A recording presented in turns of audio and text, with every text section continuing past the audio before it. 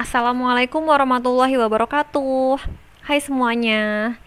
Di video kali ini kita akan membahas reaksi pada alkohol ya. Nah, untuk alkohol ini ternyata dapat dikonversi menjadi senyawa-senyawa organik lainnya. Ya, jadi untuk alkohol dapat kita konversi menjadi alkena, kemudian dari alkohol dapat kita ubah menjadi alkil halida, dapat pula dikonversi menjadi aldehida dan keton, menjadi eter, menjadi asam karboksilat ya, maupun dapat dikonversi menjadi ester ya, dengan cara reaksi dengan reagen tertentu.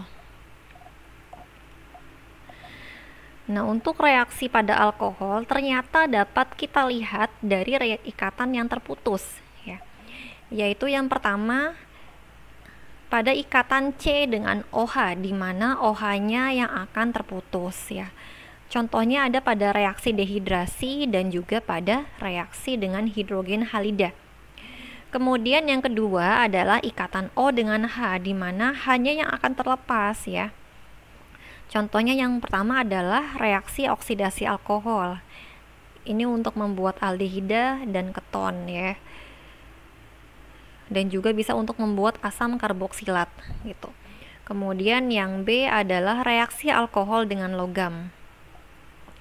Yang akan kita bahas adalah reaksi dehidrasi ya, di mana OH yang akan terputus. Nah, untuk reaksi dehidrasi ini fungsinya adalah untuk membentuk alkena ya. Untuk reaksi dehidrasi membutuhkan adanya asam kuat ya, misalnya H2SO4 pekat dan juga pemanasan. Jika produknya lebih dari satu, maka hasil yang lebih dominan adalah alkena dengan ikatan rangkap yang paling tersubstitusi ya, karena lebih stabil ya. Alkena yang paling tersubstitusi yang seperti apa ya, yaitu alkena dengan jumlah gugus alkil terbanyak pada ikatan rangkap atom-atom karbonnya. Jadi untuk aturan ini disebut juga sebagai aturan Seistev ya. Oke, kita lihat ini ikatan rangkapnya di sebelah sini. Nah, kalau C yang ini kan di sebelah kiri maupun di sebelah kanannya sama sekali tidak berikatan dengan atom karbon lainnya ya. Berarti ini kurang tersubstitusi. Kemudian untuk C yang di nomor 2. Nah, C yang sebelah kiri berikatan dengan satu karbon, sedangkan C yang sebelah kanan tidak berikatan dengan karbon manapun. Yang ikatannya tunggal ya. Sehingga di sini untuk C nomor 2 lebih tersubstitusi daripada C nomor 1 ya, ikatan C nomor 1. Kemudian untuk struktur yang nomor 3, nah kita lihat, nah sebelah kiri maupun sebelah kanan ini sama ya, jumlah gugus alkilnya masing-masing ada 1. Nah ini lebih tersubstitusi lagi dibandingkan dengan rumus struktur yang nomor 2 ya. Kemudian untuk rumus struktur yang paling kanan yaitu lebih tersubstitusi ya, karena jumlah gugus alkil yang terikat pada C rangkap itu lebih banyak ya. Jadi yang kita lihat C rangkapnya di sebelah mana? Oh, di sini ya. Ternyata gugus alkil yang terikat itu ada berapa dengan C rangkap ya. Semakin banyak jumlah gugus alkil yang terikat pada C rangkap, maka kita lihat sebagai lebih tersubstitusi gitu. Oke, ini contoh reaksinya ya.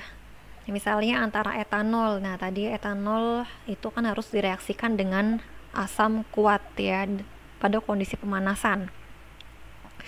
Etanol ini merupakan jenis alkohol primer ya.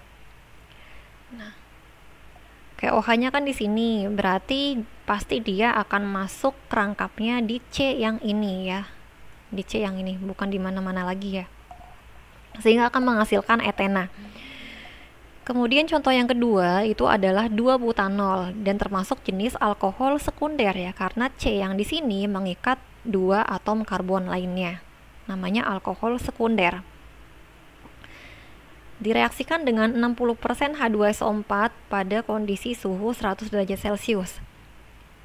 Nah, hasilnya ini sebetulnya bisa dua ya, bisa satu butena, kan OH-nya di sini, karena OH-nya di sini, C rangkapnya bisa masuk ke ikatan yang ini, ya bisa masuk ke ikatan yang ini dan juga bisa masuk ke ikatan yang sebelah sini, gitu.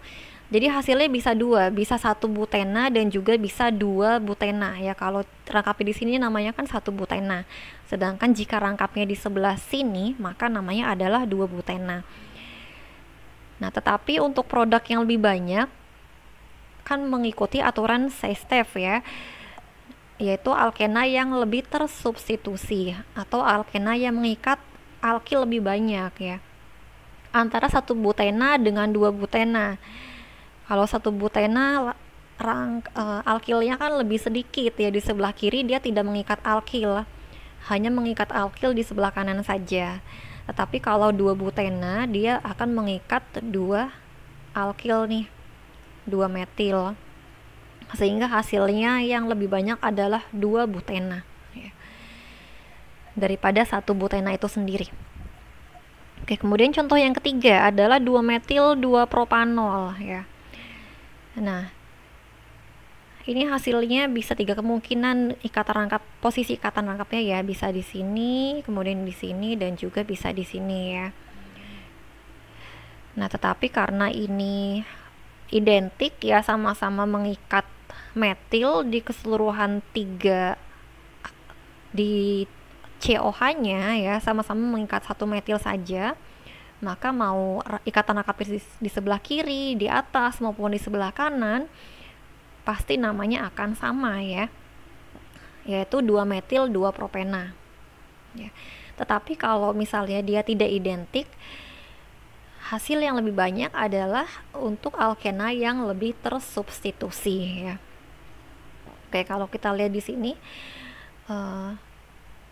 dari konsentrasi asam sulfatnya ya, konsentrasi asam sulfatnya ternyata semakin alkohol tersier konsentrasinya semakin rendah ya, kemudian suhunya juga semakin rendah. Nah, artinya apa? Berarti semakin ke alkohol tersier, maka jenis alkohol tersebut semakin reaktif terhadap reaksi dehidrasi ya.